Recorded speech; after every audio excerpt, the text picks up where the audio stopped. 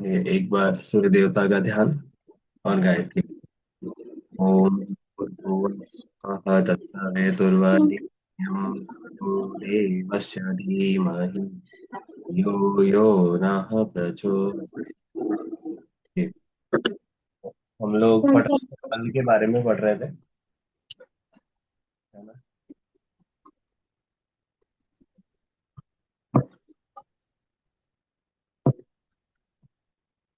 कैसे आप लोग ठीक हो?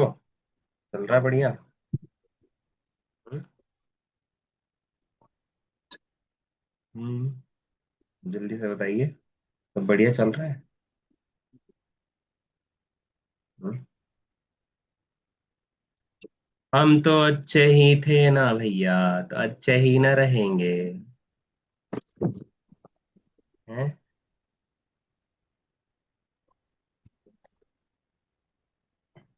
क्या बात है भाई।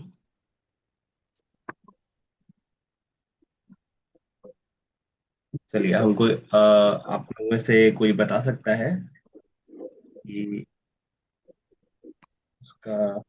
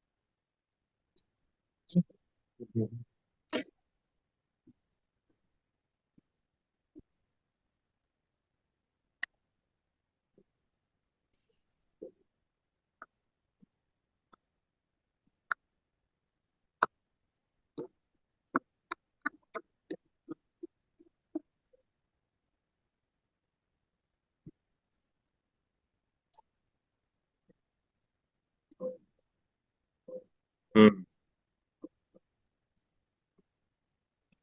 चलिए मुझे बताइए तो, संतुलित बल और असंतुलित बल में अंतर।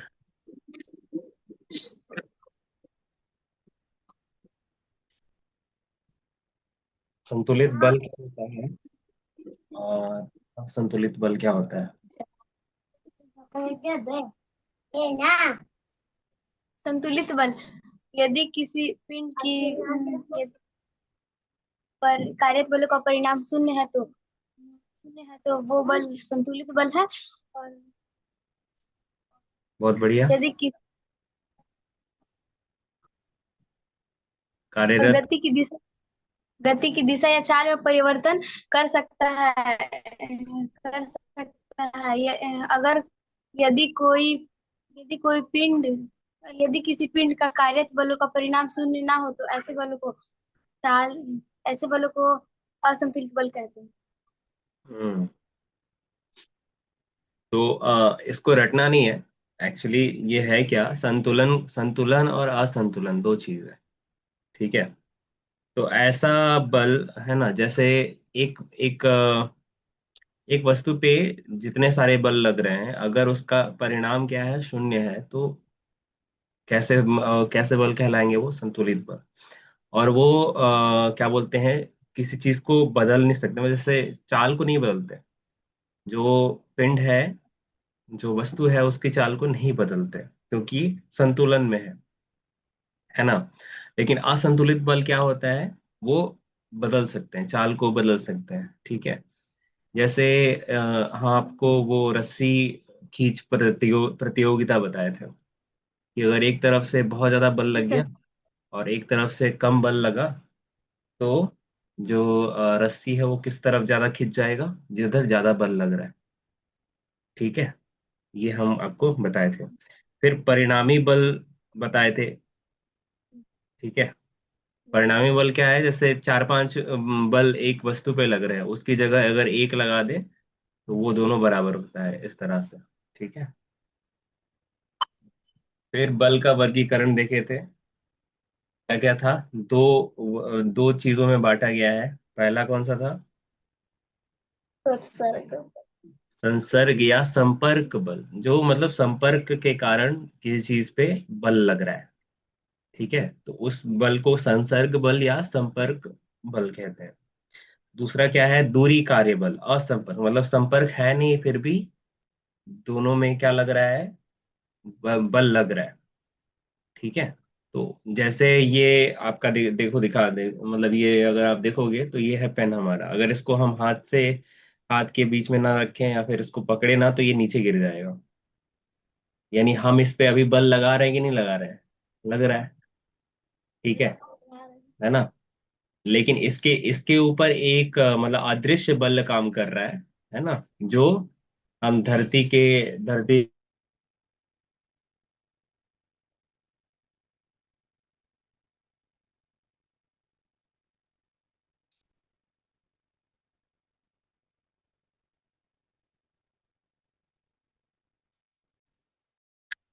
हाँ, तो धरती और इसके बीच में अंतर है।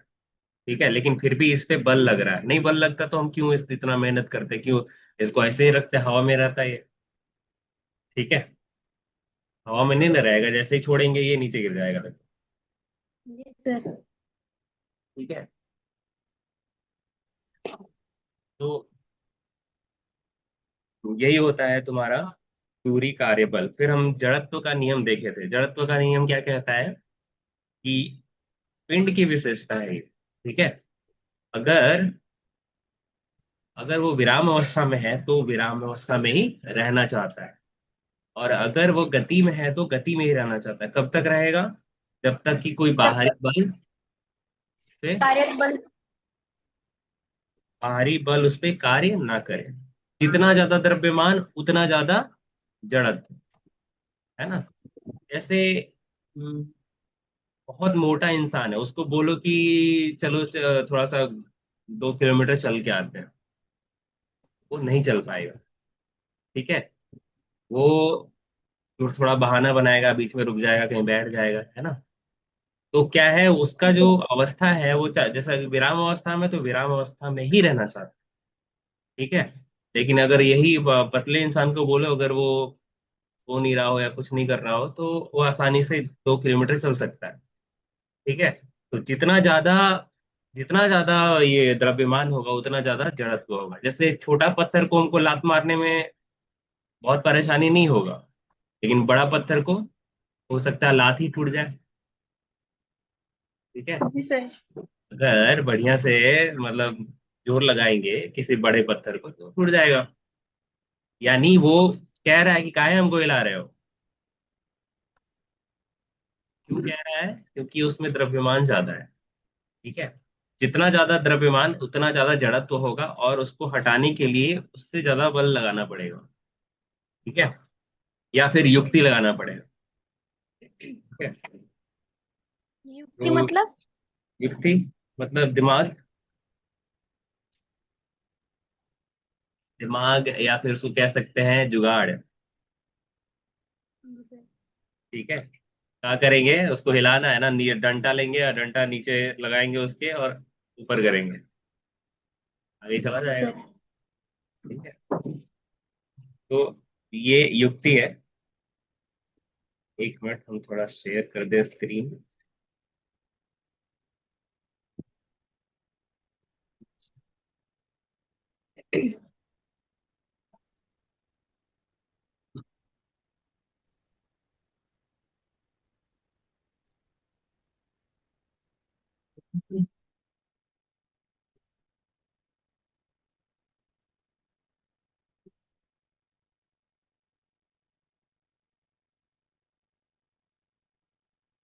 ये पढ़ रहे थे। न्यूटन की गति का पहला नियम पढ़ना था हमें। जड़त्व देख लिए थे, जड़त्व लिख लिए थे ना आप लोग? गुरुत्व का सिद्धांत हाँ, ये लिखे थे या नहीं? लिख लिए हैं सर। Okay. हाँ, ठीक है। तो यहाँ पे जो जड़त्व का सिद्धांत है उसमें क्या लिखा हुआ है, पिंड की गुण विशेषता है जिसके कारण एक सीधी रेखा के साथ साथ अपनी विराम अवस्था या एक रूप गति में किसी भी परिवर्तन का प्रतिरोध करता है।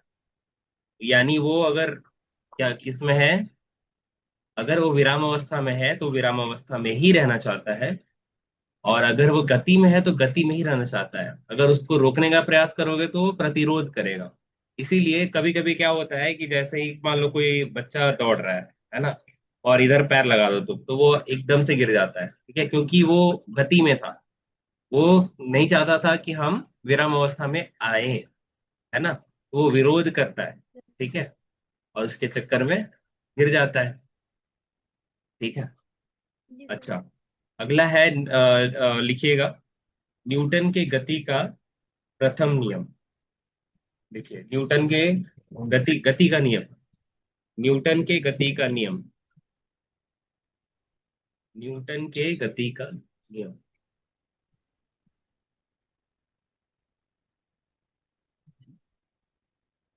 जड़त्व को क्या बोलते हैं अंग्रेजी में, आप कुछ बताए थे, अगर याद हो तो पता नहीं।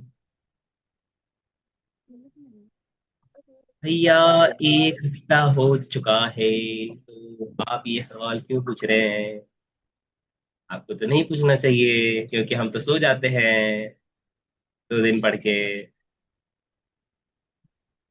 हैं। और कल से पता है आपको, 9:30 को खुलेगा स्कूल, सवेरे जी नहीं सर जाना है। पता है। हैं? भैया पता है। हाँ, पता है।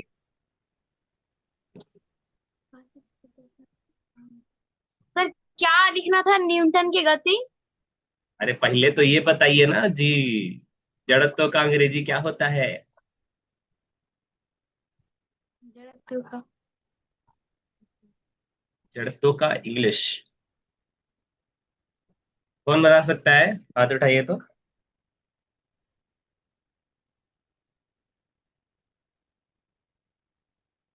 चलिए, बीच वाला हम लिखते हैं।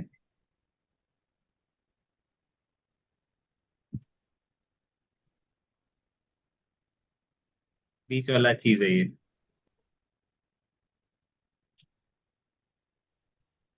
चलो, आगे वाला लिख दिया।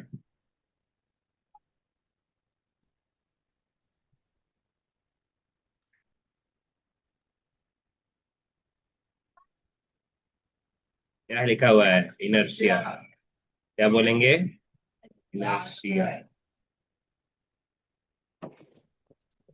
ठीक है, इसका नाम क्या है? जड़त्व का जो अंग्रेजी का मतलब अंग्रेजी में जो लिखता लिखा जाता है उसको बोलते हैं इनर्शिया। ठीक है। इनर्शिया।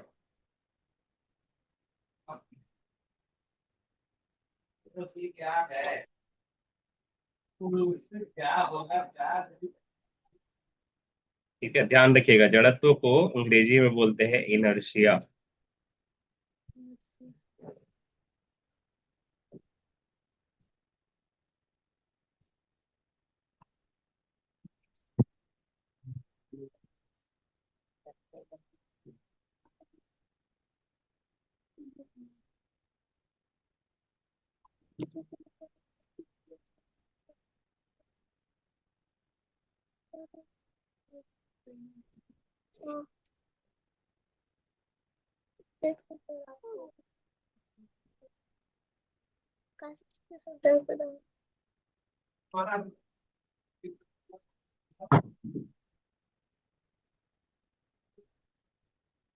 देखिए, पिछला दिन आप लोग को पढ़ाए थे तो भी लिखवाए थे, अगर आप देखेंगे तो दिखेगा आपको, देखिए। ठीक है।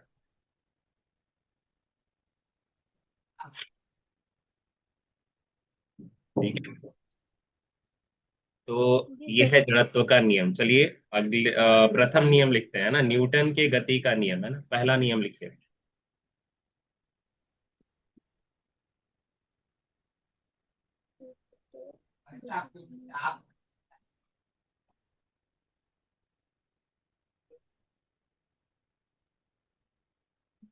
प्रथम नियम लिखिए, न्यूटन के गति का प्रथम नियम।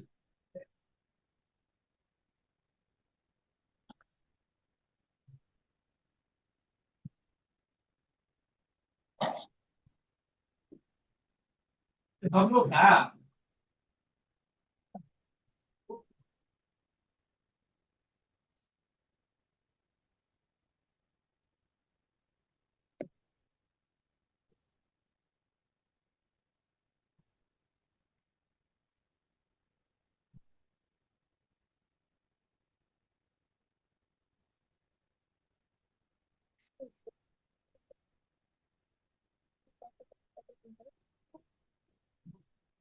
हम पढ़ते हैं न्यूटन फर्स्ट लॉ।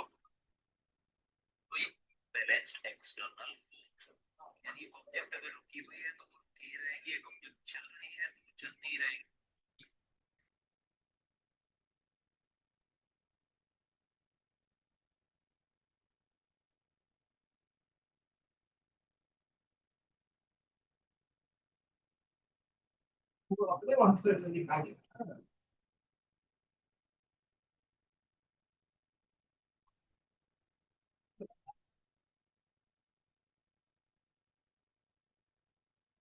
चलिए लिख लिए। यस भैया।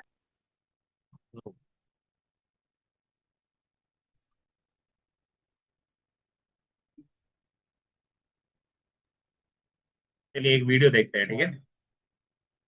तो हम पढ़ते हैं Newton first law of motion.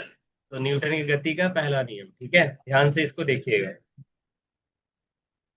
हम अपनी डेली लाइफ में ये देख कि रुकी हुई ऑब्जेक्ट को चलाने या किसी चलती हुई ऑब्जेक्ट को रोकने के लिए एफर्ट्स चाहिए।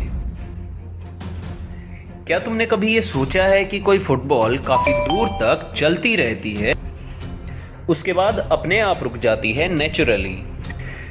वैसे एक बॉल चलती ही रहनी चाहिए जब तक उसके ऊपर कोई फोर्स ना लगे। तो यहां से हम समझते हैं न्यूटन्स फर्स्ट लॉ को। A body continues to be in its state of rest or of uniform motion unless acted upon by a. ये वही लिखा हुआ है, ये वही लिखा हुआ है, क्या लिखा हुआ है अंग्रेजी में, ये क्या लिखा हुआ है, वही लिखा हुआ है कि एक वस्तु विराम अवस्था में ही रहना चाहती है, या फिर वो गति में ही रहना चाहती है, कब तक, जब तक कि कोई बाहरी बल उस पे कार्य ना करे।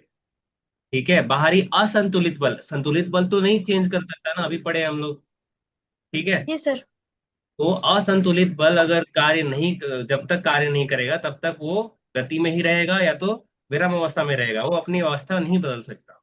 इसे वो बोलते हैं लॉ ऑफ इनर्शिया। तो पहला नियम क्या कहता है, जड़त्व का नियम। न्यूटन का पहला नियम हमें जड़त्व का नियम बताता है। देखिए इसको, वीडियो को समझ में आएगा। अनबैलेंस्ड एक्सटर्नल फोर्स, यानी एक ऑब्जेक्ट अगर रुकी हुई है तो वो रुकी ही रहेगी, एक ऑब्जेक्ट चल रही है तो वो चलती ही रहेगी जब तक उसके ऊपर अनबैलेंस एक्सटर्नल फोर्स ना लगे।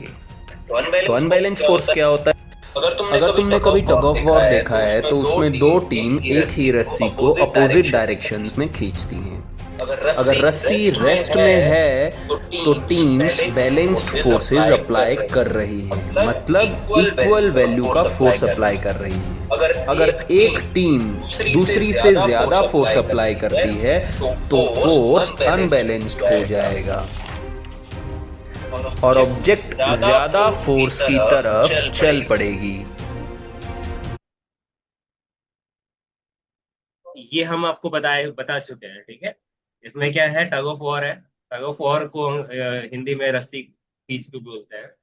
तो ये जो बीच में दिखाई दे रहा है ना आपको, तो अगर आप लोग कभी खेले होंगे तो रुमाल बांधा जाता है यहाँ पे, ठीक है। तो देखा जाता है कि रुमाल किसकी तरफ ज्यादा जा रहा है ना। उसके बाद डिक्लेयर होता है कि वो जीत रहा। तो क्या हो रहा था पहले जब ये कर रहे थे, अगर इसको देखें हम इस वीडियो को, तो अगर हम पहले देखेंगे तो ये बीच में ही था। ये जो रुमाल था, ये जो लाल कलर का यहाँ रुमाल दिखाई दे रहा है, वो बीच में ही था।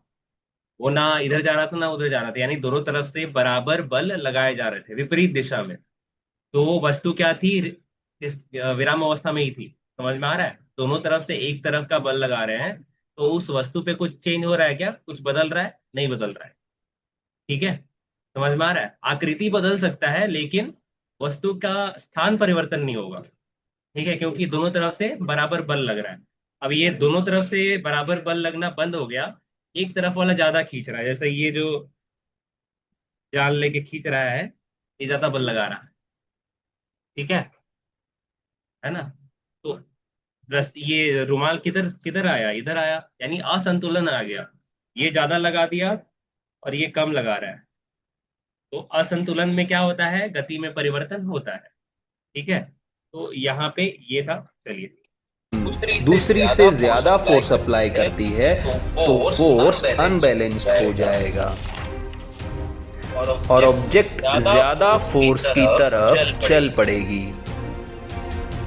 अगर एक टीम रस्सी छोड़ देती है तो दूसरी टीम गिर जाएगी। ऐसा इनर्शिया की वजह से हुआ। इनर्शिया क्या है? अगर एक ऑब्जेक्ट रेस्ट में है तो वो रेस्ट में ही रहने की कोशिश करती है। अगर वो मोशन में है तो वो मोशन में ही रहने की कोशिश करती है।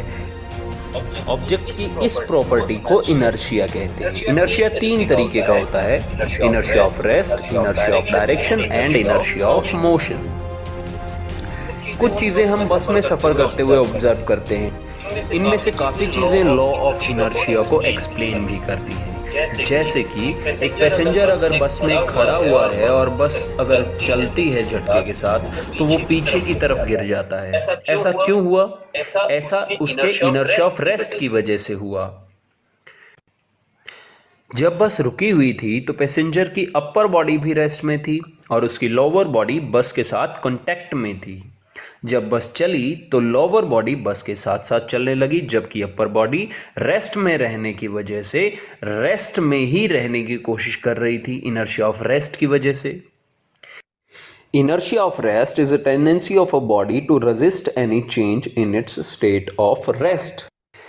दूसरा एग्जाम्पल, जब एक फास्ट मूविंग बस एकदम से राइट टर्न लेती है तो उसमें खड़े पैसेंजर लेफ्ट की तरफ गिर जाते हैं। तो इनर्शिया ऑफ डायरेक्शन क्या हुआ? Inertia of direction is the tendency of a body to oppose any change in the direction of its motion. जब तेज चलती हुई बस के ब्रेक्स लगते हैं तो बस एकदम से रुक जाती है और उसमें खड़ा पैसेंजर आगे की तरफ गिरता है। ये पैसेंजर की अपर बॉडी के इनर्शिया ऑफ मोशन की वजह से हुआ। जब बस चल रही थी तो पैसेंजर की अपर बॉडी मोशन में थी। एकदम से रुकने के बाद पैसेंजर की लोअर बॉडी भी रेस्ट में आ गई, है ना, क्योंकि वो बस के साथ कांटेक्ट में थी। जबकि पैसेंजर की अपर बॉडी मोशन में ही है और वो आगे की तरफ चली जाती है। तो इस तरह से इनर्शिया ऑफ मोशन की वजह से एक पैसेंजर आगे की तरफ गिरता है जब बस एकदम से रुकती है। तो इनर्शिया ऑफ मोशन क्या हुआ? Inertia of motion is the tendency of a body to resist the change in its state of uniform motion. तो इसीलिए हम न्यूटन्स लॉ को लॉ ऑफ इनर्शिया भी कहते हैं। अब आपको ये समझना आसान हो जाएगा कि क्यों एक बॉल थोड़ी देर के बाद रुक जाती है। बॉल ग्राउंड के उस अनबैलेंस फोर्स की वजह से रुकती है जो ग्राउंड उसके ऊपर अप्लाई कर रहा है अपोजिट डायरेक्शन में। इसमें हम थोड़ा एयर का भी पार्ट मान सकते हैं। तो अब आपको जो चीज़ याद रखनी है वो है न्यूटन्स फर्स्ट लॉ, यानी अ बॉडी कंटिन्यूज टू। इसमें बस का एग्जांपल बताया गया। ठीक है, कि एक इंसान बस में है। ठीक है, तो वो तीन तरह का जड़त्व बताया गया। एक तो मोशन का है, मतलब जिस भी मोशन में है, जिस भी मोशन मतलब विराम अवस्था या गति, जो भी जो जिसमें भी है वो उसी में रहना चाहता है। तो दो आपका आ गया इनर्शिया ऑफ मोशन, यानी जड़त्व का सिद्धांत कब, जब गति में है। दूसरा डायरेक्शन का बोला कि अगर जिस डायरेक्शन में चल रहा है वो उसी डायरेक्शन में रहना चाहता है, वो मुड़ना नहीं चाहता है, किसी और डायरेक्शन में नहीं जाना चाहता है। तो वो अगर एकदम से आप उसको रोकेंगे तो वो उसी डायरेक्शन में जाएगा जिस डायरेक्शन में वो जा रहा था, है ना? दिशा दिशा परिवर्तन भी नहीं होता है। ठीक है, समझ में आ रहा है? तो inertia of motion, inertia of rest और inertia of you can say direction, inertia direction का, रेस्ट का और मोशन का। ठीक है, अगर विराम अवस्था में है तो वो विराम अवस्था में ही रहेगा। ठीक है, एकदम से चेंज नहीं आएगा। ठीक है, जैसे किसी मोटे इंसान को बोलो कि चलो, तो उठने में उसको 5 मिनट समय लगेगा। ठीक है, तो वो समय लगता है। एकदम से उसको बोलोगे तो हड़बड़ा जाएगा, गिर जाएगा वो, है ना। तो यानी हम क्या देख रहे हैं कि अगर कोई वस्तु विराम अवस्था में है तो विराम अवस्था में ही रहना चाहती है ना। अगर आप एकदम से बदलना चाहते हैं तो आप ये सारा चीज देखेंगे कि हमारा शरीर आगे चला गया जब ब्रेक लगा, है ना। जैसे ही टग ये रस्सी को खींच के खेल रहे थे, तो अगर एक तरफ का बल ज्यादा हुआ, हम ज्यादा बल लगा लिए, और पीछे इधर वाला जो टीम था जो हार रहा था वो छोड़ दिया रस्सी को, एकदम से गिर जाएंगे। ठीक है, क्यों क्यों क्यों गिरे हम? क्योंकि हम विराम अवस्था में थे, है ना। और हम विराम अवस्था में ही रहना चाहते थे, लेकिन एकदम से छोड़ा तो रस्सी में गति आ गई, रस्सी में गति आ गई। हम उसके लिए तैयार नहीं थे। ठीक है, और जब तैयार नहीं होते, जैसे तैयार होंगे, आप एक एक चीज नोटिस कीजिएगा कि अगर चाटा आपको अचानक से लग जाए ना, वो ज्यादा ज्यादा जोर का लगता है। आप कभी नोटिस किए हैं? कभी चाटा खाए होंगे तब तो, है ना। अगर अचानक से लगेगा ना तो थोड़ा सा मतलब ज्यादा जोर से फील होता है ना। लेकिन अगर पता है कि अब चाटा लगने वाला है तो थोड़ा कम फील होता है। ठीक है, मतलब पता ही है ना कि सामने वाला टीचर जो है लगाएगा चाटा, है ना। अब आपको अब कभी पता नहीं होता है कि थप्पड़ पड़ने वाला होता है। जैसे मान लो किसी और को डांट रहे हैं और एकदम से तुमको तड़ाक देना दे दे, है ना, तो तुमको कम फील नहीं, तुमको ज्यादा फील होगा। अब वही तुमको पता रहेगा कि 2 मिनट से तो डांट रहे हैं, इसका मतलब थप्पड़ आने वाला है। तो थोड़ा, है ना, तैयार रहता है बॉडी, है ना। तो समय चाहिए, है ना, और बिना समय के आप उसको करिएगा तो ज्यादा फील होगा। ठीक है, बॉडी क्या थी, ये जो हम देखें बस का एग्जांपल देखो, हम लिख के बता रहे हैं। बस का जो एग्जांपल बताया ये,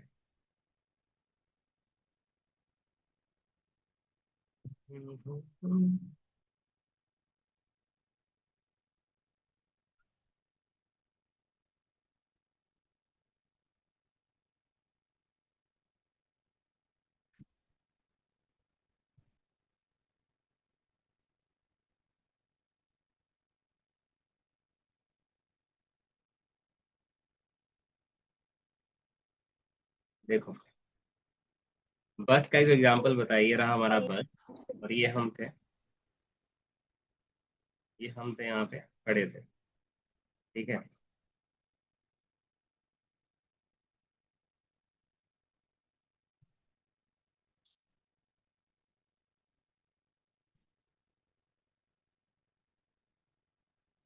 ये हम खड़े थे, बस इधर जा रहा था। ठीक है,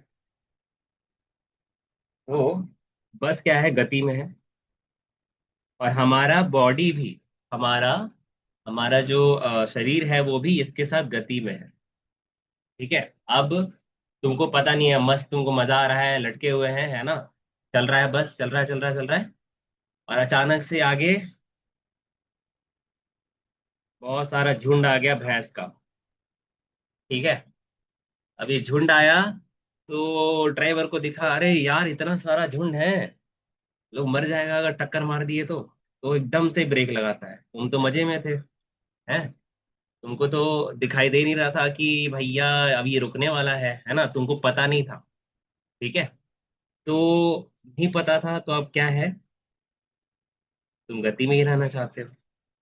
अचानक से ये महाशय ब्रेक लगा दिए। ठीक है, ब्रेक लगा दिए तो जो हमारा बस है वो रुक गया। लेकिन हम क्या थे, हम तो मजे में थे, हम तो रुकना नहीं चाह रहे थे, काहे रोक दिए, है ना, पता भी नहीं था।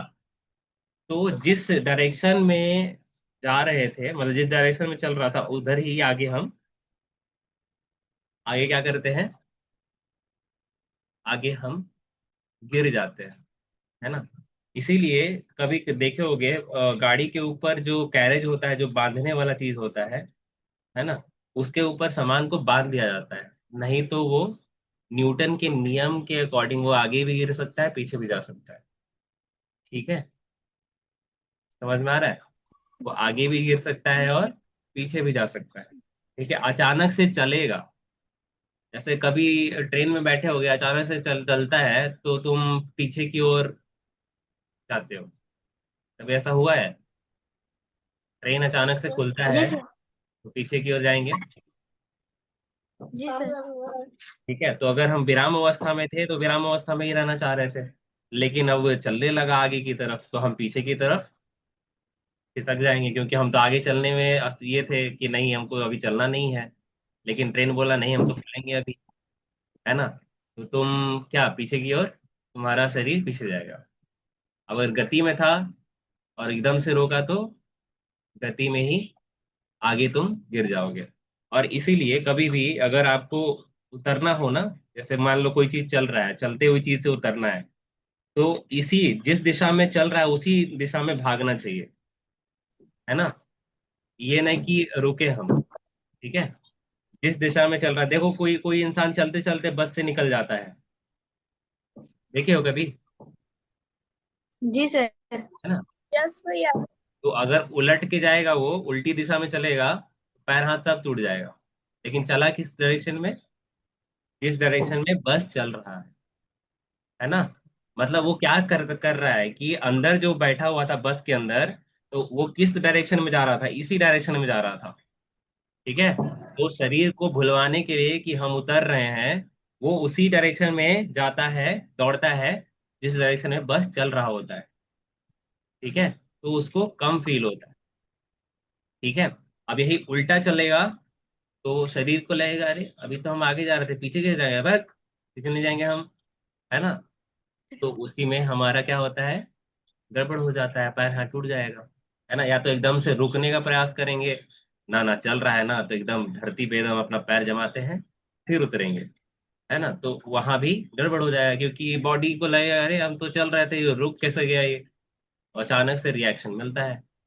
ठीक है, तो इस पहले नियम से हम क्या सीखे कि अगर कोई वस्तु विराम अवस्था में है तो विराम अवस्था में ही रहेगी, और अगर गति में है तो गति में ही रहना चाहती है, तब तक जब तक कि हम कोई बाहरी बल उस पे ना लगाए, है ना। अब जैसे वो फुटबॉल को मारा था, उस पे तो कोई बल नहीं लगा, वो क्या क्या थोड़ा देर में चलते चलते रुक गया, है ना। इसका मतलब क्या है कि धरती उस पे एक बल लगा रही है। कौन सा बल लगा रही है धरती? जल्दी से बताइए। फुटबॉल पे धरती कौन सा बल लगा रही असंतुलित बल। है? वाह वाह, क्या बात।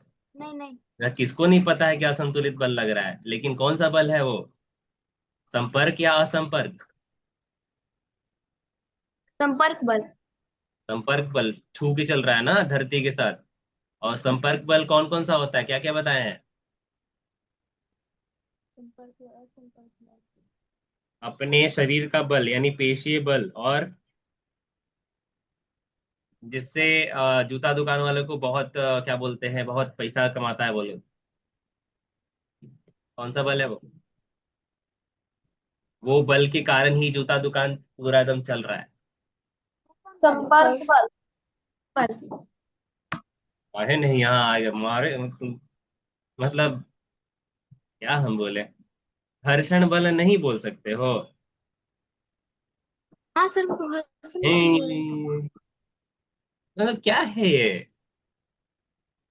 हम कब से बता रहे हैं, जूता दुकान वालों को घर्षण बल बहुत अच्छा लगता है, क्योंकि चप्पल लेके तो गया, अब वो चप्पल हमेशा चलता रहे तो चप्पल बदले ना कोई, है। अब वो घिस घिस के घर्षण बल के कारण क्या हो गया, घिस गया पूरा। मम्मी, चप्पल घिस गेल है, नया चप्पल लेना है ना, नया सैंडल लेना है ना, नया जूता लेना है। तो वो क्यों होता है? क्योंकि घर्षण बल उस पर कार्य कर रहा होता है, और धीरे धीरे धीरे धीरे उसका जो घर्षण करने का एबिलिटी है, जो ताकत है, वो कम हो जाता है। इसलिए अगर चप्पल घिस जाता है तो क्या बोलते हैं, जहाँ पे पानी वानी लगा रहता है, अचानक से तुम फिसल जाओगे। ठीक है, समझ में आ रहा है? तो सर। इसीलिए इस पे क्या लग रहा है, घर्षण बल आओ। घर्षण बल हमेशा विपरीत दिशा में लगता है। जैसे कोई इधर जा रहा है, कोई वस्तु इधर जा रहा है तो घर्षण बल किधर लगेगा, पीछे की तरफ। ठीक है। कोई वस्तु अगर आगे जा रहा है तो घर्षण बल पीछे की ओर लगेगा। जैसे हम साइकिल चलाते हैं, तो साइकिल अगर हम आगे बढ़ रहा है साइकिल, तो घर्षण बल धरती की वजह से किधर लगेगा, पीछे की ओर, है ना। तो अगर पैडल ना करें तो धीरे धीरे क्या बोलते हैं, साइकिल रुक जाएगा ना। हम्म, अगर हम साइकिल पैडल बंद कर दें तो धीरे धीरे एक समय के बाद आके रुकेगा कि नहीं रुकेगा। जैसे रुक जाएगा।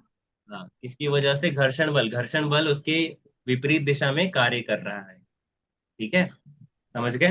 तो यही फुटबॉल के साथ हुआ, फुटबॉल को एकदम से वो धक्का मारा, लेकिन धरती उस पे तुरंत लगाने लगा घर्षण बल।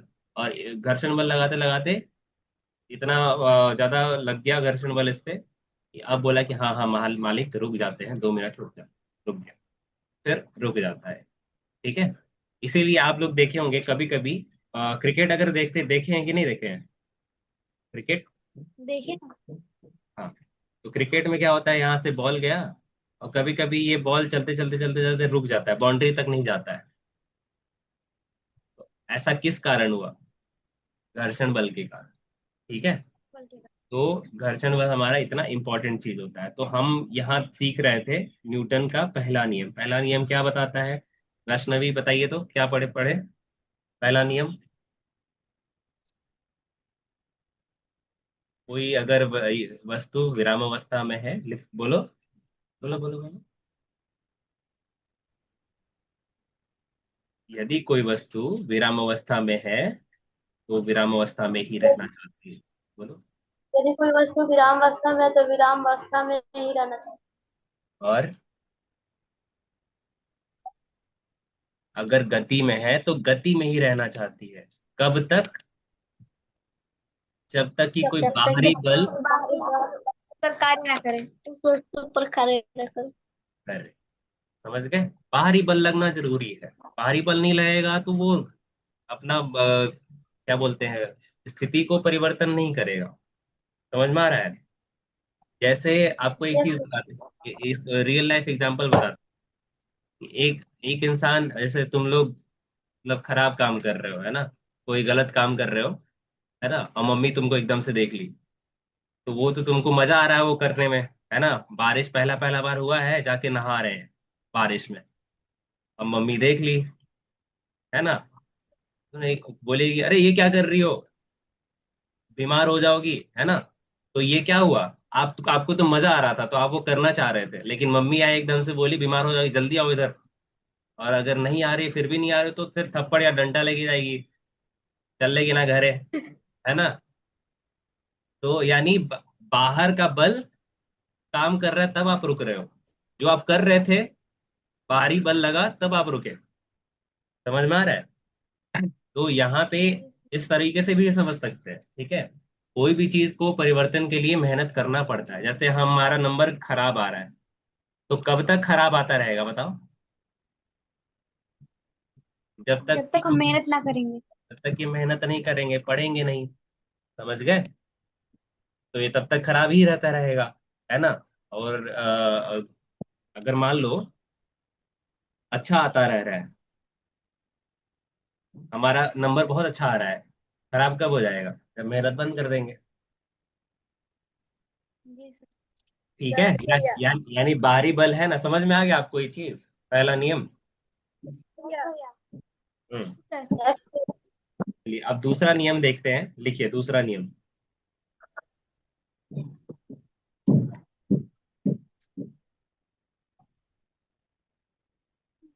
ये थोड़ा कॉम्प्लिकेटेड है, इसको बताने में समय लगेगा। आप पहले एक बार लिख लीजिए इसको। सर पहला नियम यही था न्यूटन न्यूटन का। पहला तो वही था, जड़त्व का सिद्धांत, जो अभी बताए कि परिवर्तन नहीं होता है, गति में ही बना रहता है जब तक ये कोई असंतुलित बल इसकी अवस्था को बाध्यकारी ढंग से परिवर्तित न करे। ठीक है, विराम अवस्था में है तो विराम अवस्था में रहना चाहता है, अगर गति में है तो गति में ही रहना चाहता है। तब तक रहेगा जब तक कि असंतुलित बल उस पे, बाहरी असंतुलित बल उस पे कार्य ना करे। यहाँ से आप समझ सकते हैं। चलिए दूसरा नियम ये है, एक पिंड के संवेग परिवर्तन, है ना, क्या परिवर्तन, संवेग परिवर्तन की सर दर। पिंड मतलब काची होता है? हाँ, बता रहे हैं, बताएंगे बताएंगे, चिंता नहीं करना है, ठीक है, एकदम आसानी से समझ में आएगा। जैसे संवेग, एक चीज हमको बताओ, है ना, सारे लोग सुनना मेरी बात, है ना, और बताना। एक चौक लिए और किसी मान लो लड़की है तो लड़की को टारगेट करो, तो कोई लड़की पे मारी चौक, छोटा सा चौक, उसको चोट लगा, ठीक है, ध्यान से सुनना। अब उसी लड़की पे ढेला चला के मारे, बड़का, ज्यादा चोट किसमें लगेगा? लड़की पे। अरे, दोनों में पूछ रहे हैं, चौक से ज्यादा लगेगा या फिर ढेला से ज्यादा लगेगा? लड़की पे ही तो ढेला मार से। रहा है, और किसको लगेगा? हाँ, हाँ, ढेला पत्थर जो भी बोल लो। तो क्यों लगा? क्योंकि दोनों का क्या था, ज्यादा मतलब क्यों ज्यादा लगा ये बताओ पहले। क्योंकि चौक हल्का था और ढेला भारी था। ढेला भारी था। हाँ, बढ़िया। अब एक एक एक चीज हमको बताना, कि जैसे मान लो ये वो लड़की है, ठीक है, फिगर मतलब जैसे हमको क्या बोलते हैं, ड्राइंग अच्छे से बनाना नहीं आता है तो, है ना, ये यही बनाते हैं हम, ठीक है, कितना सुंदर है। तो यहाँ पे जो ये है, अब ये बहुत बड़ा पत्थर है ना, बहुत बड़ा पत्थर है, और एक चौक है, ठीक है, चौक ले लेते हैं इस तरह, ठीक है, ये चौक, चौक को हम क्या किए, देखो, जैसे हम मेरे मेरे को देखना आप, जैसे ये दिखाई दे रहा है आपको, हम दिखाई दे रहे हैं, एक मिनट, हाँ हाँ, दिख गया दिख गया। तो ये देखिए, ये मान लो चौक है, हम इसको ऐसे इस पे मार रहे हैं, ऐसे, चोट लगेगा उसको?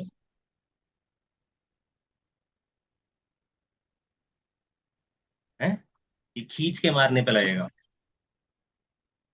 खींच के मारने पे लगेगा। हाँ, मतलब कभी न कभी यूज की हो इस पे, इसका किसी पे नहीं।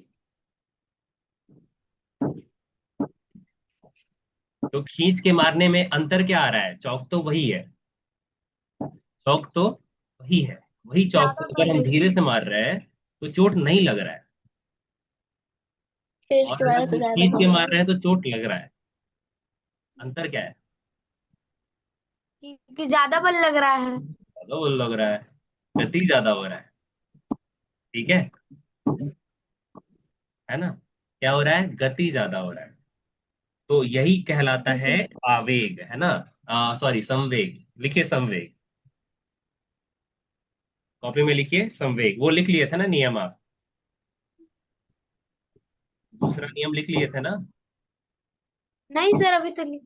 अभी तो लिखिए रहे थे, तो लिख लीजिए। आधा लिख रहे थे, आधा। अरे ठीक है ना, लिख लीजिए, कहाँ कही थी वहां पे करने के लिए।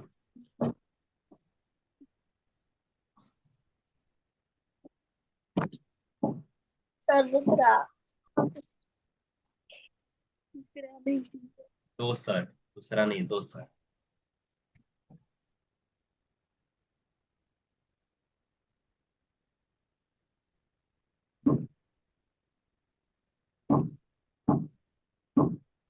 वेग लिखेगा ये वाला, ठीक है।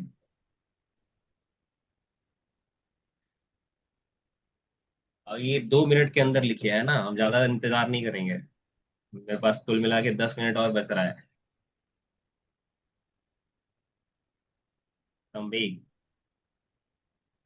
एक पिंड के द्रव्यमान और वेग का गुणनफल पिंड का संवेग कहलाता है, ठीक है। दूसरा नियम लिख लिए आप लोग। अब एक पिंड के संवेग परिवर्तन की दर प्रत्यक्ष रूप से उस पर पड़ने वाले असंतुलित बल के समानुपातिक होती है, और यह बल की दिशा में अभिमुख होती है, ठीक है। बताते हैं क्या है ये।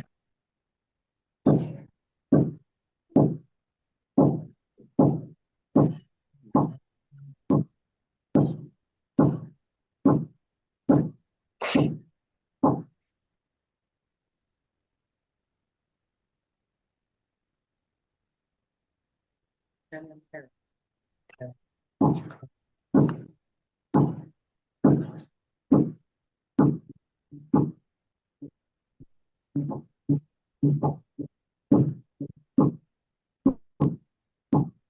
सतीश बताते हैं, सतीश आप लोग लेगा और सतीश क्या भैया, सतीश बताते हैं, है ना। तुरंत अलग अलग चीज देख के तो मजा आ जाता है।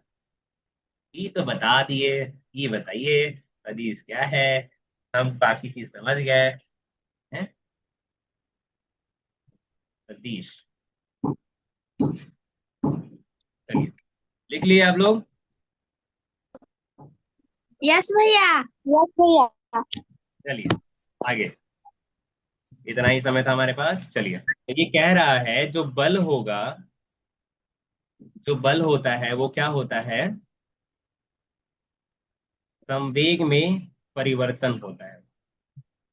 संवेग में परिवर्तन को हम क्या क्या होते हैं, किसी वस्तु पे अगर कोई बल लग रहा है तो वो क्या होता है।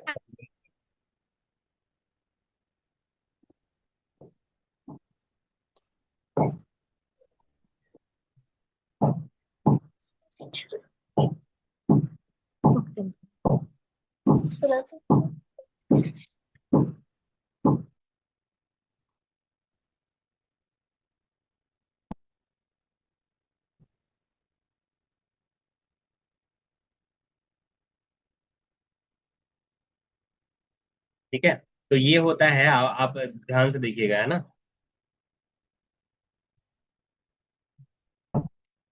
जो किसी वस्तु पे बल लग रहा है वो क्या है, संवेग में परिवर्तन की दर, है ना। किसी वस्तु पे कितना बल लगेगा वो कैसे पता चलेगा, संवेग में कितना परिवर्तन हो रहा है। ठीक है, तो ये हम समझाएंगे आपको। तो पहले संवेग बताते हैं। संवेग क्या लिखे आप लोग कि द्रव्यमान गुना वेग, ये होता है संवेग। ठीक है, और इसको हम पी से इंगित करते हैं, देख लीजिए। संवेग को पी से इंगित किया जाता है, और पी बराबर क्या होता है, पी बराबर क्या होता है, द्रव्यमान गुना वेग, है ना, यानी मास इनटू वेलोसिटी, ये हो गया पी। ठीक है, वही वही ढेला जो चला के मारे थे, है ना, तो चोट उसको ज्यादा लगा, वही उसको टच कर देंगे, खाली छुआ देंगे, चल लगेगा उसको चोट, बोलो, नहीं लगेगा ना। हम्म, नहीं भैया। तो दोनों चाहिए हमको, है ना। चोट पहुंचाने के लिए क्या चाहिए, दोनों चाहिए, द्रव्यमान चाहिए और वेग चाहिए। ठीक है,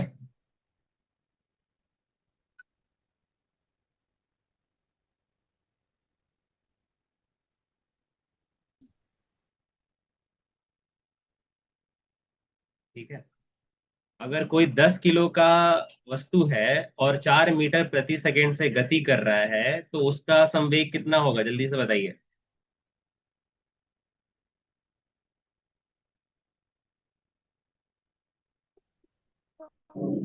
40। तो संवेग होगा 10 गुना 40, 40 का मीटर किलोमीटर, 40। क्या है, किलोग्राम मीटर प्रति सेकंड, ये हुआ, ऐसे बोलना, ठीक है। संवेग क्या हुआ, 40 किलोग्राम मीटर प्रति सेकंड।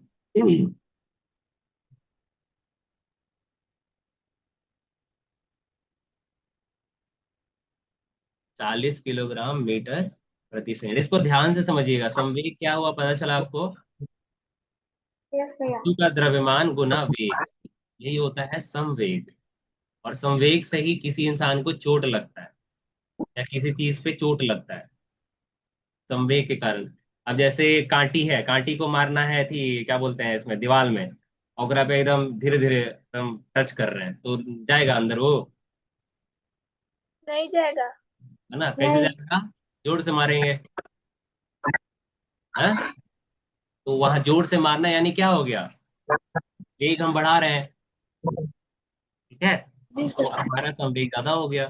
ठीक है, अब इसी संवेग परिवर्तन, जो संवेग परिवर्तन हुआ समय के साथ, उसको हम बल कहते हैं। जैसे हम एक चीज बता रहे हैं, ये मान लो दीवार था, इस पे तुम कभी गेंद गेंद को दीवार पे लगाए हो, दीवार पे मारे हो? जी सर। गेंद को उठा के दीवार पे मारे होगे तो तुम्हारे पास आ जाता होगा इस तरह से। ठीक है। जी सर। तो गेंद के द्वारा दीवार पे कितना बल लगा ये कैसे पता चलेगा? गेंद के द्वारा तुम मारे तो दीवार पे बल लगा कि नहीं लगा? लगा ना? हाँ। तो वो कैसे पता चला? जो इसका पहले क्या था, पहले इसका मान लो, पहले जो तुम गति से मारे तुम, वो गति V1 था, मान लेते हैं V1, V1 गति था, है ना? और वो जिस गति से तुम्हारे पास आया वो V2 गति था। ठीक है। तो पहले का संवेग क्या हो गया? उसका द्रव्यमान गुना वेग। ठीक है, पहले का, जब हम उसको मार रहे थे, जब वो हमारे पास आया उस समय संवेग क्या है? mv2। ठीक है। अब इसका परिवर्तन यानी mv2 माइनस mv1 किसी समय में हुआ होगा। ठीक है, इसको क्या बोलते हैं? यही हमारा बल होता है, यही मतलब उस पे कितना बल लगा वो इससे पता चल जाएगा। समझ गए? ये समझे या नहीं समझे बताइए जल्दी से, है ना?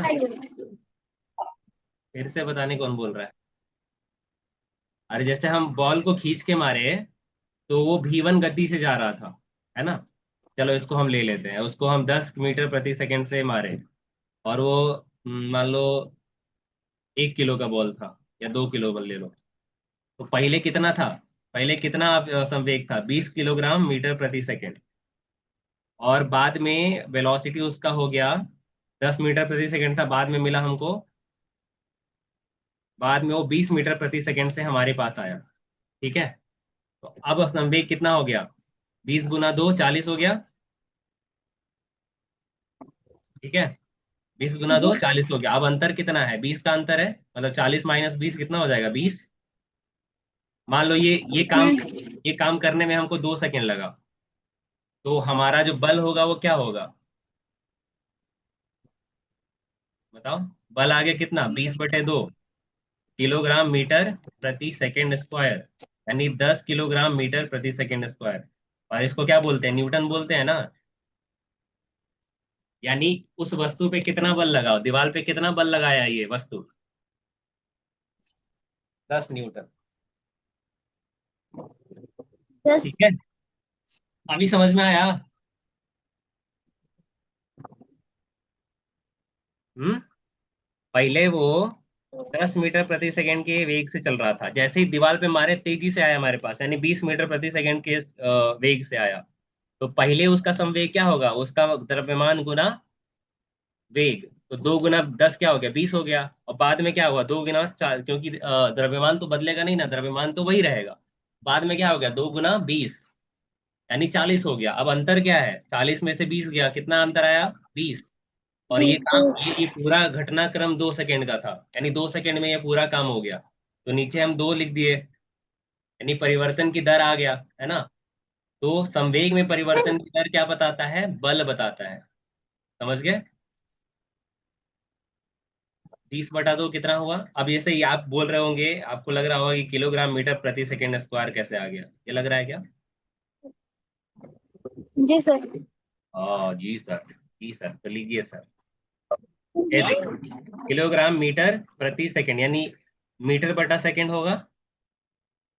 और नीचे क्या है? समय। समय का इकाई क्या होता है? सेकंड होता है ना, ऐसा ही मात्रक, है ना? तो अगर हम करेंगे तो किलोग्राम मीटर आ गया, नीचे सेकंड का वर्ग आ गया, इसको क्या लिखेंगे? किलोग्राम मीटर प्रति सेकंड। अच्छा, मीटर प्रति वर्ग सेकंड ये किसका मात्रक है, जल्दी से बताइए। मीटर प्रति सेकेंड। एम केस का। नहीं, न्यूटन का। रे रे रे रे रे, हम नहीं भौतिक सर। राशि पूछ रहे हैं। किसका मात्रक है? वेग का। द्रव्यमान का। वेग का। सवेग का। दूरी का। सवेग। त्वरण का। संवेग। ये किसका मात्रक है? संवेग का। संवेग का तो ये ना है मैया, किलोग्राम मीटर प्रति सेकेंड। आप लोग द्रव्यमान। गति में पढ़े थे ना, वैष्णवी बताइए तो, मीटर प्रति सेकंड स्क्वायर किसका है? त्वरण का। हाँ, त्वरण। त्वरण है ये। त्वरण क्या है? त्वरण। और त्वरण का क्या होता है, अगर आप ये क्या बोलते हैं उसका परिभाषा देखें तो त्वरण क्या होता है? वेग में परिवर्तन की दर को त्वरण कहते हैं। त्वरण क्या है? वेग में परिवर्तन की दर, इसको क्या बोलते हैं? त्वरण बोलते हैं। यानी पहले वेग था, मतलब बाद में वेग था v2 और पहले वेग था v1, दोनों का अंतर लिख लिए बटा समय, ये क्या हो गया? त्वरण। तो ऊपर वाला क्या हुआ? ऊपर वाला हमको मिला मीटर प्रति सेकंड, नीचे था सेकंड, तो क्या हो गया? मीटर प्रति सेकंड स्क्वायर हो गया ना। तो ये है त्वरण का मात्रक, है ना। तो अगर आप देखेंगे तो बल क्या हो जाएगा, देखो यहाँ पे देखना, बिल्कुल यहाँ देखो। यहाँ से अगर हम चाहेंगे एम को बाहर ले सकते हैं। एम को बाहर ले लिए, अंदर रखे v2 माइनस v1। या ये किसको किसको समझ में आया? यहाँ से m को बाहर निकाल सकते हैं क्योंकि m तो एक जैसा यस भैया। है ना। अब इसको हम क्या बोलते हैं बताओ? इसको क्या बोलते हैं? इसको क्या बोलते हैं?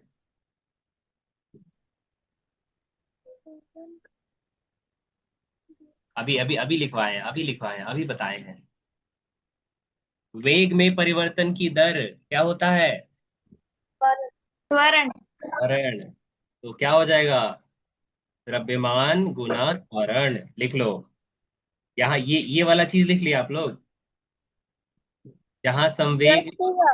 जहाँ दूसरा नाम नियम लिखे, ठीक है ना, लिख लिए तो बढ़िया है। उसके बाद ही लिख लिएगा, ये वाला कर लीजिए, है ना, एम निकाल लीजिए बाहर और ये लिख लीजिए। ठीक है।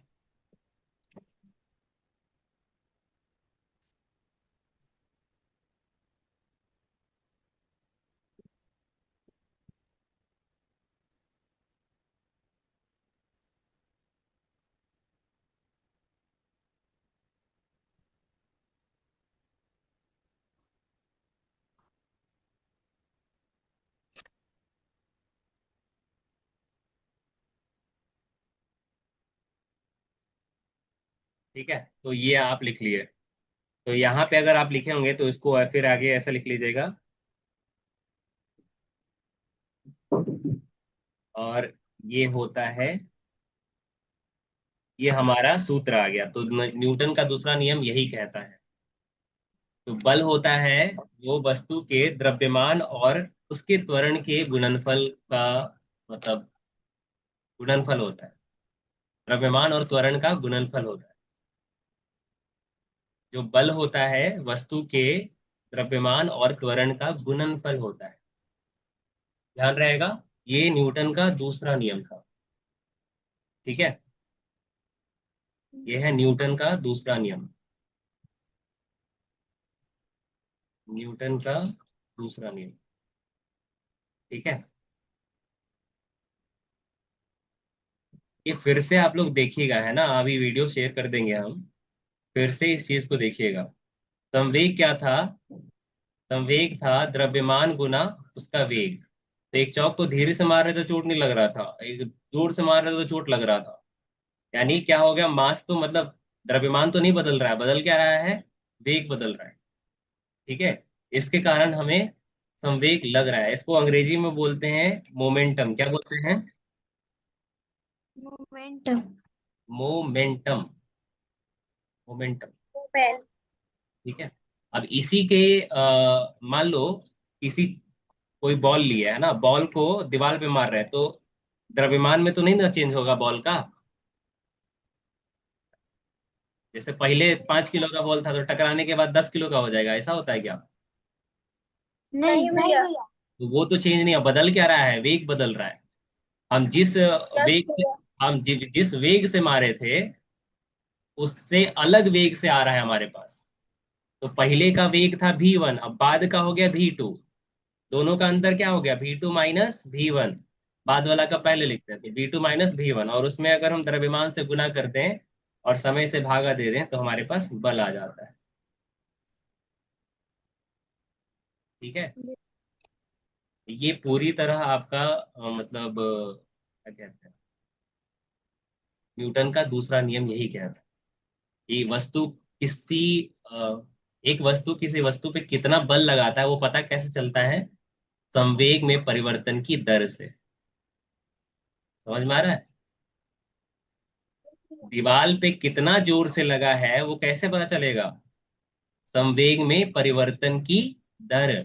पहले संवेग क्या था, द्रव्यमान गुना वेग, तो पहले था मेरा भी mv1 आ गया। बाद में mv2 आ गया, अंतर क्या आया, mv2 - mv1, ये अंतर हो गया संवेग में। और ये दर पूछ रहा है यानी समय से भागा दे देंगे। ठीक है। ऐसे हमको क्या मिल गया, बल मिल गया। ठीक है। जी सर। और अगला आप पता है, अगला पढ़िएगा आवेग, क्या पढ़िएगा, आवेग। आवेग पता है क्या होता है, कुछ नहीं होता, ये समय को इधर ले आओ, तो इधर भागा में है तो उधर जाके गुना में हो जाएगा। यानी आवेग क्या है, संवेग, संवेग में परिवर्तन, बस यही आपका आवेग है। आवेग क्या है, संवेग में परिवर्तन। और अगर संवेग में परिवर्तन का दर देखें तो वो क्या हो जाएगा, बल। ठीक है। आवेग बराबर क्या हुआ, संवेग में परिवर्तन। ठीक है। कल हम लोग इसका सवाल बनाएंगे तो और आसान हो जाएगा।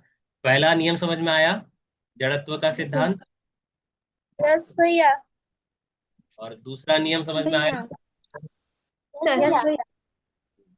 ठीक है। कल हम लोग तीसरा नियम, अच्छा तीसरा नियम बता ही देते हैं, थोड़ा सा समझ लेना।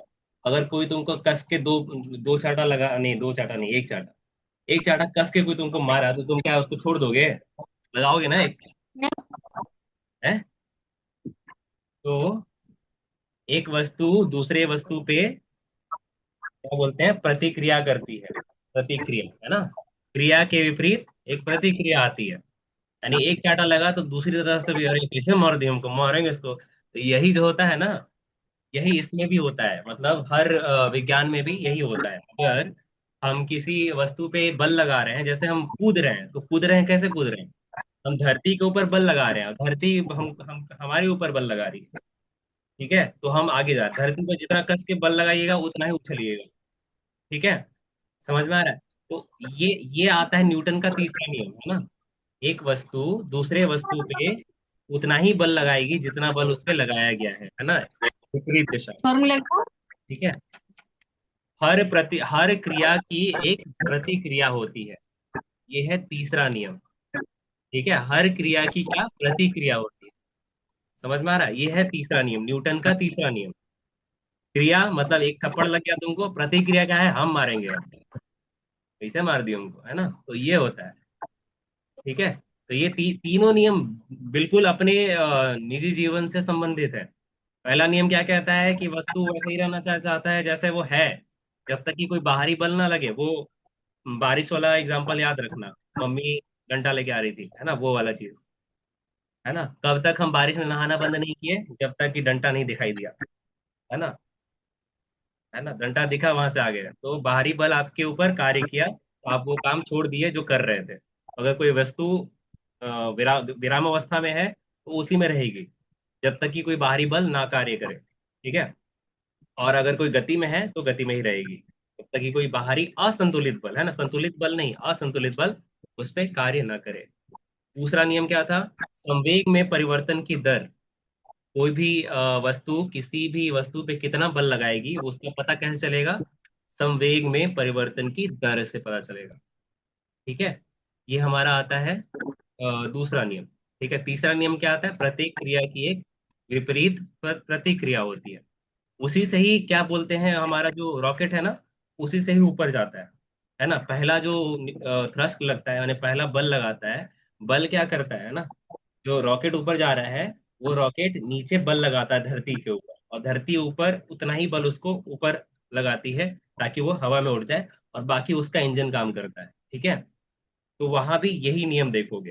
तो न्यूटन के 3 नियम बहुत महत्वपूर्ण है, इसको समझना बहुत आवश्यक है। ठीक है, कल हम इससे जुड़े प्रश्न करेंगे। ठीक है, आज के लिए इतना ही है। चलिए हाथ जोड़िए एक बार, गायत्री मंत्र और शांति पाठ। ओम भूर्भुवः स्वः तत्सवितुर्वरेण्यं भर्गो देवस्य धीमहि धियो यो नः प्रचोदयात्। ओम देव शांति अंतरिक्ष ओम शांति पृथ्वी शांति रापः शांति रौषधयः शांति वनस्पतयः शांतिर्विश्वदेवः शांति ब्रह्म शांति सर्वगम शांति शांतिरेव शांति शामा शांतिरेधि। ओम शांति शांति शांति सर्वारिष्ट शांतिर। ठीक है, आगे आपको ये शांति पाठ क्यों करते हैं ना, इसका नियम भी बता देंगे आपको, बड़ा बहुत शानदार है। जैसे कोई अगर, मान लो नदी नदी अगर शांत है हमारे लिए अच्छा है, लेकिन नदी में बाढ़ आ गया तो हम भी बह जाएंगे उसमें। तो इसीलिए नदी को कहा जाता है हे नदी माता शांत रहिए। ठीक है, अगर कोई आग लगा हुआ है तो अग्निदेव को कहा जाता है हे अग्निदेव शांत रहिए, मतलब शांत हो जाइए। ठीक है, इस तरह से हम हर प्राकृतिक हर वस्तु की तरफ शांति का आवाहन करते हैं। ठीक है, अंतरिक्ष की शांति का आवाहन करते हैं, रापह की शांति का आवाहन, सब बताएंगे। ठीक है, तो ये बहुत बड़ा विज्ञान है ना, आप इसको जानिए। चलिए ठीक है, मिलते हैं आपसे कल इसी टाइम, इसी टाइम। भैया भैया, हाँ हाँ, मेरा जाति राशि बन गया है। अरे तो हमको भेज दो ना, रखेंगे। यस, मेरा भी बन गया है। तो जिसका बन गया है तो अपने पास रखो मत, आ जाओ। फोटो तो खींच के मेरे मेरा भी बन मेरे मेरे गया को भेज दो, भैया। या भेज दो मेरे को। ठीक है भैया, फोटो खींच के भैया। नहीं नहीं, वो उसका मतलब आरती उतार के भेजना है। ठीक है, उसको रख लेना, उसका आरती लगाना, एकदम दिया बार लेना, और फिर वही वीडियो मेरे को भेज देना। ऐसा थोड़ी मतलब फोटो ही भेजने बोले हैं, और क्या बोले हैं। कोई सवाल है और, किसी का कुछ सवाल है? दुख कष्ट पीड़ा। और देखिए आपका जो भी सवाल आता है, मतलब जहाँ भी आप पढ़ते हो, हफ्ते में जो भी आपके पास सवाल आता है ना, मन में सवाल आता है कि ये सवाल नहीं बन रहा है, तो भेज दिया करो। मेरे को समय मिलेगा, हम आपको बता दिया करेंगे। ऐसा नहीं शांत बैठना है। ठीक है, अभी जैसे पिछले हफ्ता का पूछ रहे थे, तुम लोगों को समझ आ ही नहीं रहा था। ठीक है, याद दिलाना पड़ रहा है, तो ये ना करना पड़े, रिवीजन करते रहिए। और जो भी गणित और विज्ञान में जो भी दिक्कत आ रहा है हमसे पूछिए। ठीक है, आगे आने वाले समय में हम लोग गणित विज्ञान को छोड़ करके अभी पढ़ेंगे सामाजिक विज्ञान, है ना। तो इस पे भी ध्यान रखना है ना। जैसे ये चैप्टर हो जाएगा ना, तो फिर सामाजिक विज्ञान का एक चैप्टर पढ़ाएंगे। ठीक है, इसी तरह सब सब चलेगा। लेकिन आपको गणित और विज्ञान में अगर कोई दिक्कत आ रहा है, मेरे से पूछिए। ठीक है, हफ्ते में। भैया चलिए अभी बाय बाय। स्कूल होगा 4 बजे। हाँ कल 4 बजे ही होगा। अरे नहीं, एक सेकेंड अभी एक सेकेंड, स्कूल एक सेकेंड एक सेकेंड, कल 4 बजे। 9:30 बजे का स्कूल है तो 4 बजे छुट्टी होगा। हाँ हाँ, ठीक है, तो 5 नहीं, चलो वही टाइम रखते हैं, 8 बजे रखते हैं। ठीक है, ठीक है सर। 8 बजे। परेशानी दूर हुआ, 4 बजे कैसे बोल दिया, भी करेंगे तुरंत, कैसे होगा, नहीं होगा। ये सुबह में सुबह मतलब 5। में मेरे को थोड़ा दिक्कत है ना, देखते हैं अगर हो पाएगा तो सुबह ही ले लेंगे, लेकिन अभी शाम को ही रखिए। ठीक है, और भी अब तो तुम लोग क्लास शुरू हो जाएगा ना, जाके बोलना भैया बुला रहे थे, कब तक सोती रहोगी, ठीक है। पढ़ना नहीं, है ना। चलो ठीक है, बाय बाय।